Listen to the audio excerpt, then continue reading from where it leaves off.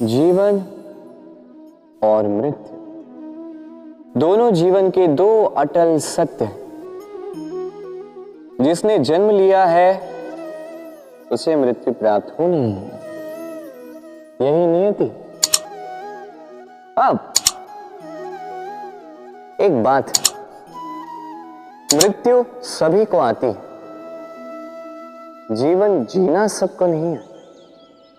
समस्त जीवन व्यतीत कर जाते हैं किंतु जीवन जी नहीं पाते, समझ ही नहीं पाते करना क्या है। जीवन जिए तो जिए कैसे? जीवन जियो तो उस दिए की भांति जो अपनी लौ से असंख्य दियों को प्रकाश देता है, जो बुझते बुझते भी अंधकार से लड़ता है। कदाचित इसीलिए जहां दिए को रखा जाता है उस स्थान को पूजा जाता है, उसे पवित्र माना जाता है। एक बात तो है, मृत्यु सभी को आनी है, चाहे मैं, चाहे आप, चाहे हर कोई एक न एक दिन संसार से जाने वाला है। किंतु आपने इस जीवन में किया क्या, ये महत्व रखता है। और जिसे जीवन जीना आ गया वो मृत्यु के पश्चात भी जीवन जीता है, वो अमर बन जाता है। कहा जाता है व्यक्ति को अपने चरण दृढ़ रखने चाहिए, कि जहां चरण होंगे उसी के अनुसार मार्ग होगा, उसी के अनुसार लक्ष्य भी होगा। किंतु क्या केवल इन चरणों पर ध्यान देना ही पर्याप्त है?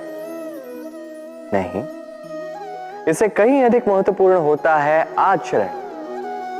जैसा आपका आचरण होगा उसी दिशा में आपके चरण होंगे। यदि आपका आचरण उचित हुआ, श्रेष्ठ हुआ, तो देखिए आप पर्वत के शिखर पर भी पहुंच सकते हैं। किंतु यदि ये उचित ना हुआ तो आप उसी शिखर से नीचे धरा पर भी गिर सकते हैं। हाँ, गति के लिए चरणों पर ध्यान देना अति आवश्यक है, किंतु प्रगति के लिए आचरण ही अति आवश्यक है, उसके बिना नहीं होगा। जन्म लेते ही व्यक्ति के लिए ये नाम अत्यंत महत्वपूर्ण हो जाता है।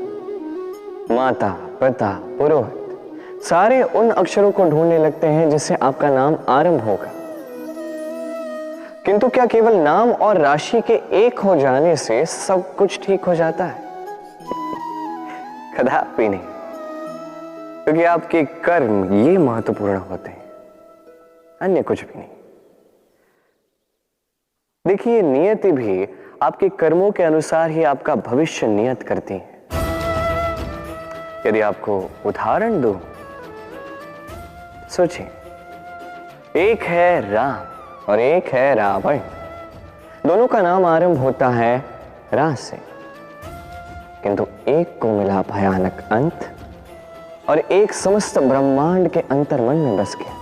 तो स्मरण रखिएगा, ये नाम नहीं, ये कर्म श्रेष्ठ है। यदि आपके कर्म श्रेष्ठ रहे तो आपका नाम कुछ ऐसा बनेगा कि संसार में कोई मिटा नहीं पाएगा। कई बार जब हम कर्म करते हैं, सफलता प्राप्त करते हैं, कठिन परीक्षाओं पर उत्तीर्ण होते हैं, बड़े कार्य करते हैं, हमें लगता है कि संसार से थोड़ी प्रशंसा हमें मिलनी चाहिए, अच्छा लगता है। कई बार हमें लगता है ये हमारे कर्मों का फल भी है, हमें आनंद देता है।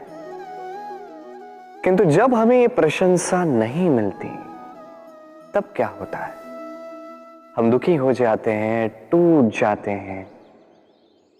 ऐसा लगता है किसी को हमारी चिंता ही नहीं है, ऐसा लगता है हमारे आनंद में किसी और को आनंद मिलता ही नहीं है। अनेक विचार आते हैं। किंतु मैं आपसे एक प्रश्न पूछता, अब जो भी कार्य करते हैं, जो भी कर्म करते हैं, क्या केवल प्रशंसा के लिए करते हैं? यदि ऐसा है तो इस विचार को यहीं त्याग दीजिए, क्योंकि ये प्रकृति ये हमें कुछ और सिखाती है।